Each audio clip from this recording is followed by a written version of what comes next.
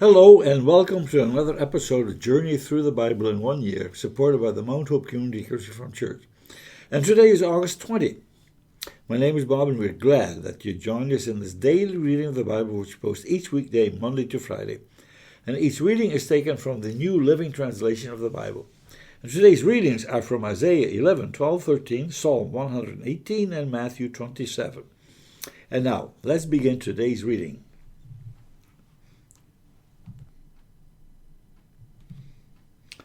Isaiah 11. Out of the stump of David's family will grow a shoot. Yes, a new branch bearing fruit from the old root. And the Spirit of the Lord will rest on him, the Spirit of wisdom and understanding, the Spirit of counsel and might, the Spirit of knowledge and the fear of the Lord. He will delight in obeying the Lord. He will not judge by appearance, nor make a decision based on hearsay.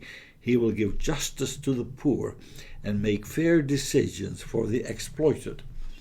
The earth will shake at the force of his word, and one breath from his mouth will destroy the wicked. He will wear righteousness like a belt and truth like an undergarment. In that day the wolf and the lamb will live together. The leopard will lie down with the baby goat. The calf and the yearling will be safe with the lion, and a little child will lead them all. The cow will graze near the bear. The cub and the calf will lie down together. The lion will eat hay like a cow. The baby will play safely near the hole of a cobra. Yes, a little child will put its hand in a nest of deadly snakes without harm.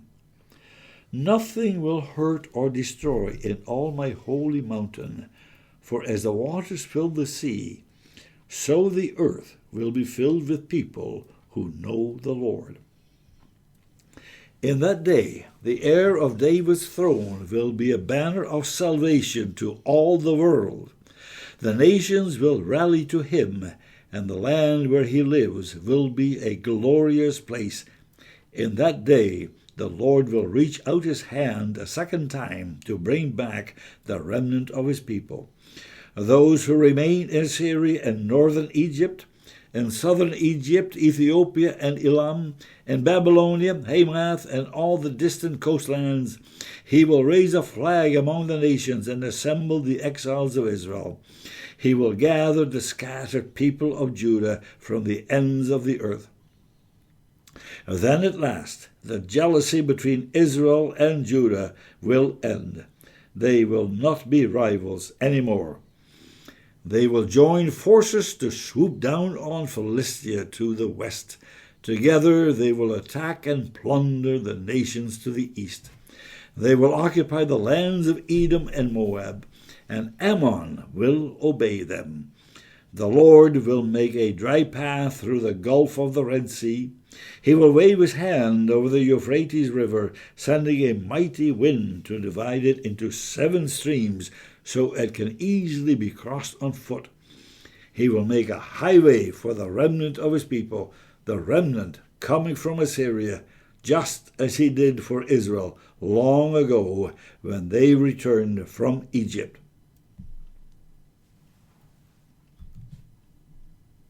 Isaiah 12.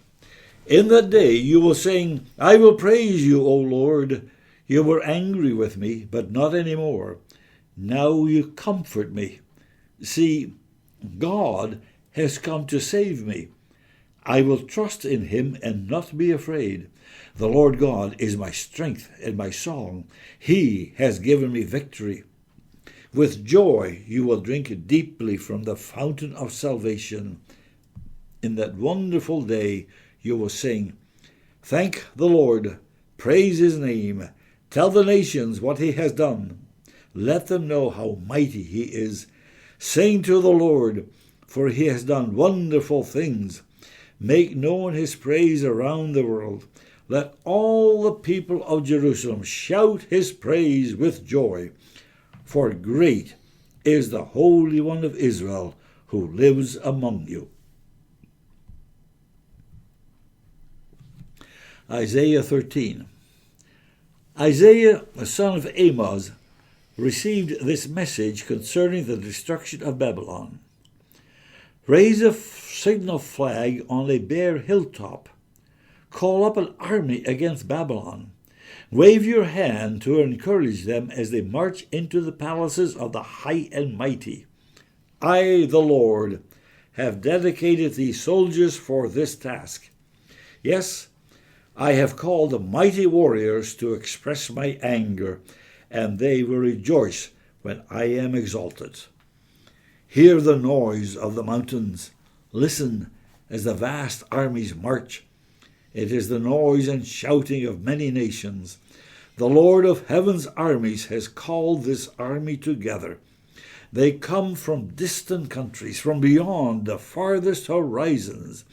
They are the Lord's weapons to carry out his anger. With them he will destroy the whole land.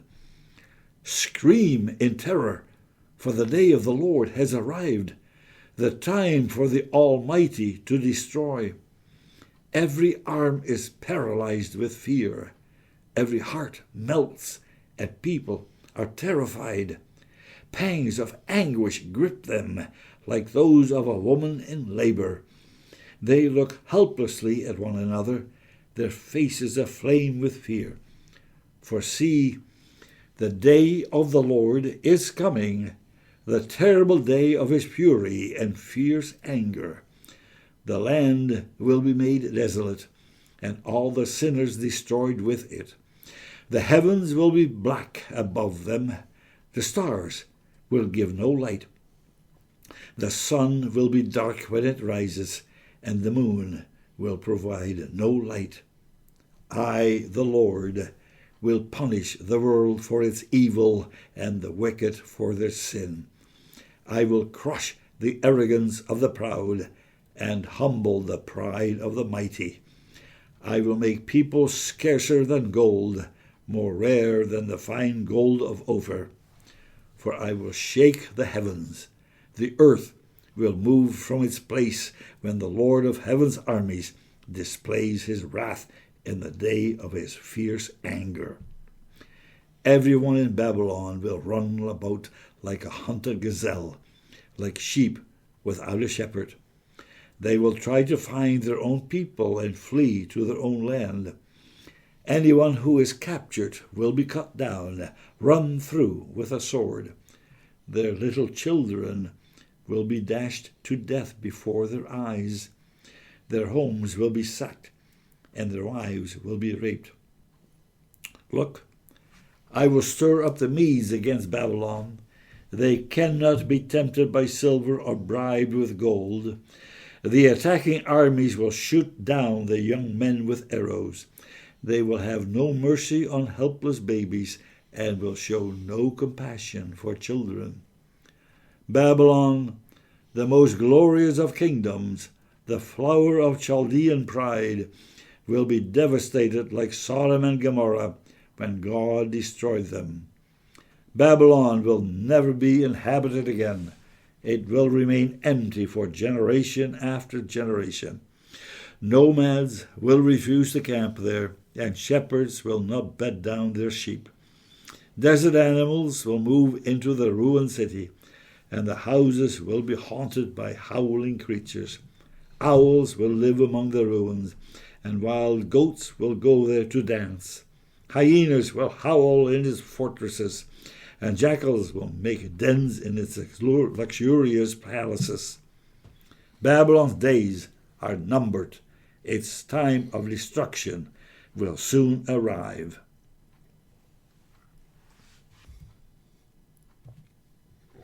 Psalm 118. Give thanks to the Lord, for he is good. His faithful love endures forever. Let all Israel repeat, his faithful love endures forever. Let Aaron's descendants, the priests, repeat, his faithful love endures forever. Let all who fear the Lord repeat, his faithful love endures forever. In my distress, I prayed to the Lord, and the Lord answered me and set me free. The Lord is for me, so I will have no fear. What can mere people do to me? Yes, the Lord is for me. He will help me. I will look in triumph at those who hate me. It is better to take refuge in the Lord than to trust in people. It is better to take refuge in the Lord than to trust in princes. Though hostile nations surround me, I destroy them all with the authority of the Lord. Yes, they surrounded and attacked me, but I destroy them all with the authority of the Lord. They swarmed around me like bees. They blazed against me like a crackling fire, but I destroy them all with the authority of the Lord. My enemies did their best to kill me, but the Lord rescued me. The Lord is my strength and my song. He has given me victory. Songs of joy and victory are sung in the camp of the godly. The strong right arm of the Lord has done glorious things. The strong right arm of the Lord is raised in triumph. The strong right arm of the Lord has done glorious things. I will not die. Instead, I will live to tell what the Lord has done. The Lord has punished me severely, but he did not let me die. Open for me the gates where the righteous enter, and I will go in and thank the Lord. These gates lead to the presence of the Lord, and the godly enter there. I thank you for answering my prayer and giving me victory.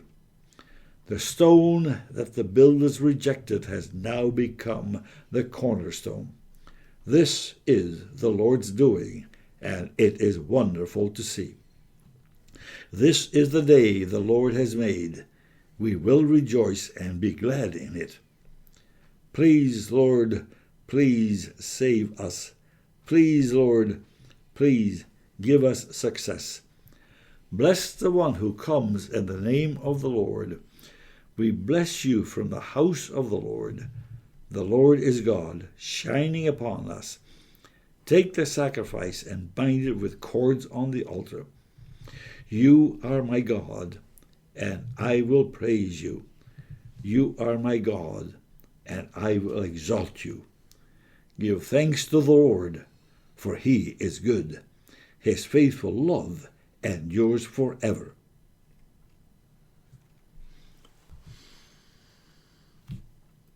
Matthew 27. Very early in the morning, the leading priests and the elders of the people met again to lay plans for putting Jesus to death. And then they bound him, led him away, and took him to Pilate, the Roman governor. When Judas, who had betrayed him, realized that Jesus had been condemned to death, he was filled with remorse. So he took the 30 pieces of silver back to the leading priests and the elders. I have sinned, he declared, for I have betrayed an innocent man. What do we care? They retorted. That's your problem. Then Judas threw the silver coins down in the temple and went out and hanged himself. The leading priests picked up the coins. It wouldn't be right to put this money in the temple treasury, they said, since it was payment for murder. After some discussion, they finally decided to buy the potter's field, and they made it into a cemetery for foreigners. That is why the field is still called the Field of Blood. This fulfilled the prophecy of Jeremiah that says, they took the 30 pieces of silver, the price at which he was valued by the people of Israel, and purchased the potter's field as the Lord directed. Now Jesus was standing before Pilate, the Roman governor. Are you the king of the Jews? The governor asked him. Jesus replied, You have said it. But when the leading priests and the elders made their accusation against him, Jesus remained silent. Don't you hear all these charges they are bringing against you? Pilate demanded. But Jesus made no response to any of the charges, much to the governor's surprise. Now, it was the governor's custom each year during the Passover celebration to release one prisoner to the crowd, anyone they wanted. This year there was a notorious prisoner, a man named Barabbas. As the crowds gathered before Pilate's house that morning, he asked them, "Which one do you want me to release to you, Barabbas or Jesus, who is called Messiah?" He knew very well that the religious leaders had arrested Jesus out of envy. Just then, as Pilate was sitting on the judgment seat, his wife sent him this message: "Leave that innocent man alone. I suffered through a terrible nightmare about him last night." Meanwhile, the leading priests and the elders persuaded the crowd to ask for Barabbas to be released and for Jesus to be put to death. So the governor asked again, "Which of these two do you want me to release to you?" And the crowd shouted back, "Barabbas." Pilate responded, "Then what should I do with Jesus, who is called the Messiah?" They shouted back, "Crucify him!" "Why?" Pilate demanded. "What crime has he committed?" But the mob roared even louder, "Crucify him!" And Pilate saw that he wasn't getting anywhere and that a riot was developing. So he sent for a bowl of water and washed his hands before the crowd, saying, "I am innocent of this man's blood. The responsibility is yours." And all the people yelled back, "We will take responsibility for his death, we and our children." So Pilate released Barabbas to them. He ordered Jesus flogged with a lead-tipped whip, then turned him over to the Roman soldiers to be crucified. Some of the governor's soldiers took Jesus into their headquarters and called out the entire regiment. They stripped him and put a scarlet robe on him. And they wove thorn branches into a crown and put it on his head. And they placed a reed stick in his right hand and a scepter. Then they knelt before him in mockery and taunted, "Hail, King of the Jews!" And they spit at him and grabbed the stick and struck him on the head with it. When they were finally tired of mocking him, they took off the robe and put his own clothes on him again. Then they led him away to be crucified. Along the way, they came across a man named Simon, who was from Cyrene, and the soldiers forced him to carry Jesus' cross. And they went out to a place called Golgotha, which means place of the skull. The soldiers gave Jesus wine mixed with bitter gall, but when he had tasted it, he refused to drink it. After they had nailed him to the cross, the soldiers gambled for his clothes by throwing dice. Then they sat around and kept guard as he hung there. A sign was fastened above Jesus' head, announcing the charge against him. It read, "This is Jesus, the King of the Jews." 2 revolutionaries were crucified with him, one on his right and one on his left. The people passing by shouted abuse, shaking their heads in mockery. "Look at you now," they yelled at him. "You said you were going to destroy the temple and rebuild it in 3 days. Well then, if you are the Son of God, save yourself and come down from the cross." The leading priests, the teachers of religious law, and the elders also mocked Jesus. "He saved others," they scoffed, "but he can't save himself. So he is the King of Israel, is he? Let him come down from the cross right now, and we will believe in him.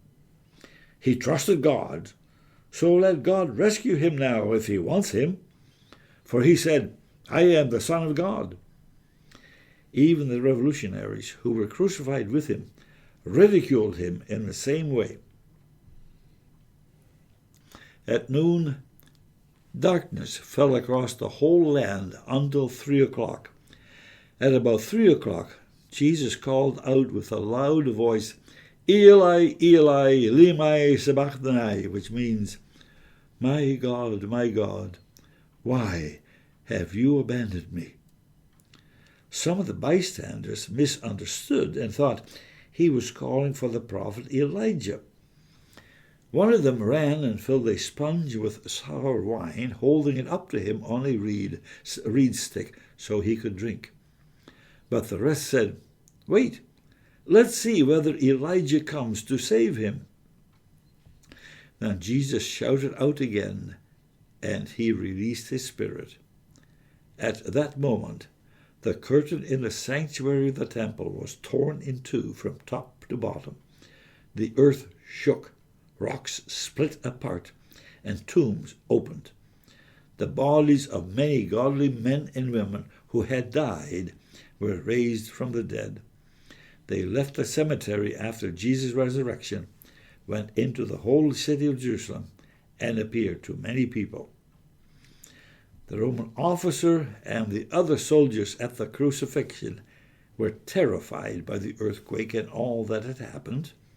They said, "This man truly was the Son of God."